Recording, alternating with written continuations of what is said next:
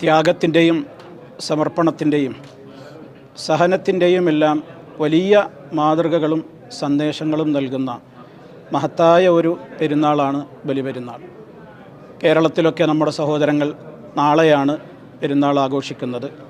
മറ്റു ഗൾഫ് രാജ്യങ്ങളിലൊക്കെ ഇന്ന് തന്നെയാണ് ആഘോഷം നടക്കുന്നത്. ഈ ഒരു സന്ദർഭത്തിൽ എല്ലാവർക്കും ഹൃദ്യമായ ബലിപെരുന്നാൾ ആശംസകൾ ആദ്യം തന്നെ വളരെ സന്തോഷപൂർവ്വം അറിയിക്കുകയാണ്. ലോകത്തുള്ള ജനങ്ങൾക്കെല്ലാം സമാധാനവും സന്തോഷവും ശാന്തിയും ഏത് കാലത്തും നിലനിൽക്കട്ടെ എന്ന് ആത്മാർത്ഥമായി പ്രാർത്ഥിക്കുകയും ചെയ്യുകയാണ്. കേരളീയ ജനതയായ മലയാളികൾക്ക് ഷാർജ ഗവൺമെൻറ് അനുവദിച്ചിട്ടുള്ള ഈ മഹത്തായ മസ്ജിദിൽ നിന്ന് ഈദിൻ്റെ സന്ദേശം നൽകുമ്പോൾ കേരളീയ ജനതയോട് പ്രത്യേകം, അവർക്ക് നാളെയാണല്ലോ പെരുന്നാൾ, ചില പ്രധാനപ്പെട്ട കാര്യങ്ങൾ ഓർമ്മിപ്പിക്കുവാനുണ്ട്.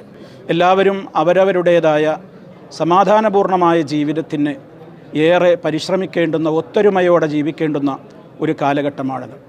വർഗീയതയോട് ഒരു കോംപ്രമൈസുമില്ല എന്ന് പ്രഖ്യാപിച്ച ഒരു പുതിയ ഭരണകൂടം സത്യപ്രതിജ്ഞ ചെയ്ത് അധികാരമേറ്റ് ഇന്ന് ഭരണം നടത്തിക്കൊണ്ടിരിക്കുന്ന ഒരു കാലഘട്ടത്തിൽ ആ സത്യപ്രതിജ്ഞ ചെയ്ത എല്ലാ ഭരണാധികാരികളോടും മന്ത്രിമാരോടും MLA-മാരോടുമൊക്കെ വളരെ സ്നേഹത്തോടുകൂടി വിനയത്തോടുകൂടി പറയാനുള്ളത്, ഒരു വലിയ സത്യപ്രതിജ്ഞയാണ് അവിടെ നിർവഹിച്ചിട്ടുള്ളത്.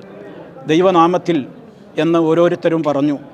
വിശ്വാസികളായ ആളുകൾ ഒരു മുസ്ലിം ദൈവനാമത്തിൽ എന്ന് പറയുമ്പോൾ അള്ളാഹുവിൻ്റെ നാമത്തിൽ എന്ന് തന്നെയാണ് അതിൻ്റെ ഉദ്ദേശം. ഞാനത് പ്രത്യേകം എടുത്ത് സൂചിപ്പിക്കുന്നത്, ഒരു വലിയ ഗൗരവമുള്ള കാര്യമാണ് ഒരു ഭരണം കൈയാളുക എന്നുള്ളത്. ഒരു വലിയ അമാനത്താണ് അവർ ഏറ്റെടുത്തിട്ടുള്ളത്. അതുകൊണ്ട് തന്നെ ജനങ്ങളോട് പറഞ്ഞിട്ടുള്ള കരാറുകളും വാക്കുകളുമൊക്കെ പാലിച്ച് നീതിനിഷ്ഠമായ ഒരു ഭരണം നടത്തുവാൻ ഈ പുതിയ ഭരണകൂടത്തിന് സാധിക്കണം. അങ്ങനെ സാധിക്കട്ടെ എന്നാണ് ഈ സമയത്ത് ആത്മാർത്ഥമായി പ്രാർത്ഥിക്കുവാനുള്ളത്. പ്രത്യേകിച്ച് മുസ്ലിം ഭരണാധികാരികളായ MLA-മാരുണ്ടാകും, മന്ത്രിമാരുണ്ടാകും, അള്ളാഹുവിൻ്റെ പേരിൽ പ്രതിജ്ഞ എടുത്തിട്ടുള്ള ആ നിലക്കുള്ള ഗൗരവത്തോടുകൂടി അവരുടേതായ ആ ഉത്തരവാദിത്തം ഏറ്റിട്ടുള്ള ആളുകളോടും പറയാനുള്ളത്, നിങ്ങൾ മുസ്ലിമീങ്ങളാണ് എന്നുള്ള ഒരു ഓർമ്മ കൂടി നിങ്ങൾക്കുണ്ടാകണം. മറ്റുള്ളവരേക്കാൾ നിങ്ങൾ ഏറ്റവും കൂടുതൽ തൻ്റേതായ സ്വത്വത്തെ, തൻ്റേതായ ഐഡൻറ്റിറ്റിയെ നിലനിർത്തേണ്ടവരാണ്. ഒരു രാജ്യത്ത് എന്താണോ ഏൽപ്പിക്കപ്പെട്ട ഉത്തരവാദിത്തം അത് ആ രാജ്യത്തിൻ്റെ ഭരണഘടനയുടെ അനുസരിച്ച് കൃത്യമായി നിർവഹിക്കുന്നതിനോടൊപ്പം തന്നെ അതിനേക്കാൾ നിങ്ങൾക്ക് വലിയ ഒരു കടമയുണ്ട്. നിങ്ങളെ സൃഷ്ടിച്ച സൃഷ്ടാവായ അള്ളാഹുവിൻ്റെ മുമ്പിൽ 5 നേരം നിസ്കരിക്കുമ്പോൾ ഞാനിതാ എല്ലാം നിനക്ക് സമർപ്പിച്ചിരിക്കുന്നു, ഞാൻ യഥാർത്ഥ മുസ്ലിമാണ്, ഞാനൊരിക്കലും ബഹുദൈവാരാധനയുടെ പിറകെ പോവുകയില്ല എന്ന ഒരു പ്രതിജ്ഞ കൂടി നിങ്ങൾ എടുക്കുന്നുണ്ട്.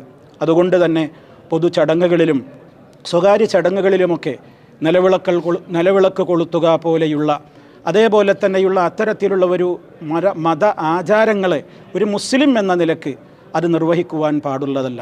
ഓരോരുത്തർക്കും അവരവരുടേതായ ആചാരങ്ങളും അനുഷ്ഠാനങ്ങളുമൊക്കെ നിർവഹിക്കാം. അതിനൊക്കെ അവർക്ക് സ്വാതന്ത്ര്യമുണ്ട്. ഒന്നിലും മറ്റൊരാൾ കൈകടത്തേണ്ടതില്ല. പക്ഷേ ഒരു മുസ്ലിം താനൊരു മതേതരനാണെന്ന് തെളിയിക്കാൻ, താൻ ഒരു സമാധാനപ്രിയനാണെന്ന് തെളിയിക്കാൻ, ആ നിലക്ക് എല്ലാവരുടെയും ഒരു സ്നേഹവും പ്രീതിയും എനിക്ക് കിട്ടണം എന്ന നിലക്ക് ഒരു മുസ്ലിം ജനപ്രതിനിധി ഒരിക്കലും അത്തരത്തിലുള്ള കാര്യങ്ങളിൽ ഏർപ്പെടാൻ പാടില്ല. അതൊരു യഥാർത്ഥ വിശ്വാസിക്ക് യോജിച്ചതുമല്ല എന്ന് ഇപ്പോൾ തന്നെ ഒരു വനിതാ MLA ഒരു സ്വകാര്യ ചടങ്ങിൽ നിലവിളക്ക് കൊളുത്തി എന്നുള്ള ഒരു വാദം സമൂഹത്തിൽ വരുന്നുണ്ട്. അതുകൊണ്ട് തന്നെ അതൊക്കെ അവർ ശ്രദ്ധിക്കേണ്ടതുണ്ട്. അതേ അവസരത്തിൽ മതേതരത്വത്തിൻ്റെ കാര്യത്തിൽ വിട്ടുവീഴ്ചയില്ലാതെ, വർഗീയതയോട് ഒരു കോംപ്രമൈസുമില്ലാതെ, വർഗീയത സമൂഹത്തിൽ വളരാതെ അടിച്ചമർത്തി ആ നിലക്കുള്ള ഒരു നീതിയോടുകൂടെയുള്ളൊരു ഭരണകൂടം അങ്ങനെ തന്നെ ആയിട്ടില്ലെങ്കിൽ ജനങ്ങളുടെ പ്രതീക്ഷ അസ്തമിക്കും എന്നാണ് വളരെ വിനയത്തോടുകൂടി ഓർമ്മപ്പെടുത്തുവാനുള്ളത്. രാജ്യത്ത് എല്ലായിടങ്ങളിലും ഒത്തൊരുമയോടെ, സമാധാനത്തോടെ, ഏകോദര സഹോദരങ്ങളായി നമ്മുടെ രാജ്യത്തുള്ള ഹിന്ദു, മുസ്ലിം, ക്രിസ്ത്യൻ, മതമില്ലവർ ഇല്ലാത്തവർ എല്ലാവരും ഒരേ മനസ്സോടെ മനുഷ്യർ എന്ന നിലക്കുള്ള മാനവ സൗഹാർദ്ദം നിലനിൽക്കുന്ന ഒരു അന്തരീക്ഷം കേരളത്തിൽ വരട്ടെ എന്നുകൂടി ഈ സമാധാനത്തിൻ്റെയും ത്യാഗത്തിൻ്റെയും സമർപ്പണത്തിൻ്റെയും സത്യസന്ധതയുടെയും സന്ദേശം ഉദ്ഘോഷിക്കപ്പെടുന്ന ഈ പെരുന്നാളിൻ്റെ ദിവസത്തിൽ പ്രത്യേകം ആശിക്കുകയാണ്. അതിനുവേണ്ടി സൃഷ്ടാവിനോട് മനസ്സിൽ തട്ടി പ്രാർത്ഥിക്കുകയാണ്. എല്ലാവർക്കും ഒരിക്കൽ കൂടി ഹൃദ്യമായ ഈദാശംസകൾ നേരുന്നു. അല്ലാഹു അക്ബർ, വലില്ലാഹിൽ ഹംദ്.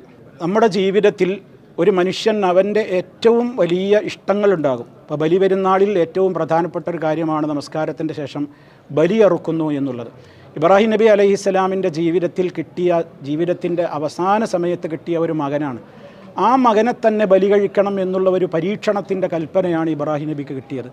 ആ കൽപ്പന പോലും ഞാൻ ഏറ്റെടുക്കാൻ സന്നദ്ധനാണ് എന്ന് തെളിയിച്ചു. അത് നമുക്ക് നൽകുന്നൊരു പാഠം. നമുക്കൊക്കെ ഒരുപാട് ഇഷ്ടങ്ങളുണ്ടാകും, നമ്മുടെ ഒരേ താല്പര്യങ്ങളുണ്ടാകും, സ്വാർത്ഥതകളുണ്ടാകും.